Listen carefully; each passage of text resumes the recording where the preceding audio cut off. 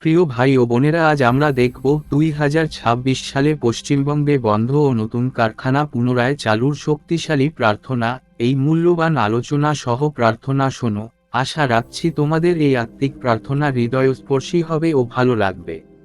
এবারে মূল বিষয়ে আসি। শক্তিশালী বাইবেল বাক্য, যেসাইয় 58 অধ্যায় 12 পদে ও জোয়েল 2 অধ্যায় 25 পদে প্রভু বলেন, আমি তোমাদের ধ্বংসপ্রাপ্ত স্থান পুনর্নির্মাণ করব, আর যা বন্ধ হয়ে গিয়েছিল তা আবার জীবিত হবে। এবারে 2026 সালের জন্য শক্তিশালী প্রার্থনায় সকলকে আহ্বান করি, সবাই মনোযোগ সহকারে শোনো। হে করুণাময় ও সর্বশক্তিমান প্রভু যীশু খ্রিস্ট, আজ আমরা পশ্চিমবঙ্গের মাটি ও মানুষের জন্য তোমার পবিত্র নামে প্রার্থনা করছি।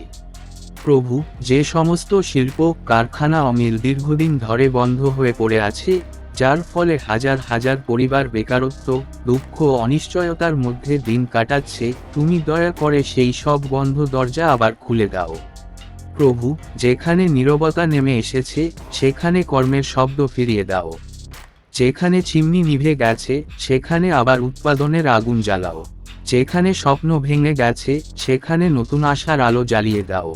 2026 সাল যেন পশ্চিমবঙ্গের জন্য পুনরুদ্ধার, পুনর্গঠন ও কর্মসংস্থানের বছর হয়।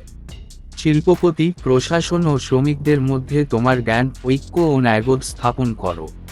প্রভু যীশু, তোমার বাক্য অনুযায়ী তুমি যা নষ্ট হয়েছে তা ফিরিয়ে দাও। তাই আমরা বিশ্বাসে ঘোষণা করছি, বন্ধ কারখানা আবার চলবে, বন্ধ মিল আবার খুলবে, এবং শ্রমিকের মুখে আবার হাসি ফুটবে।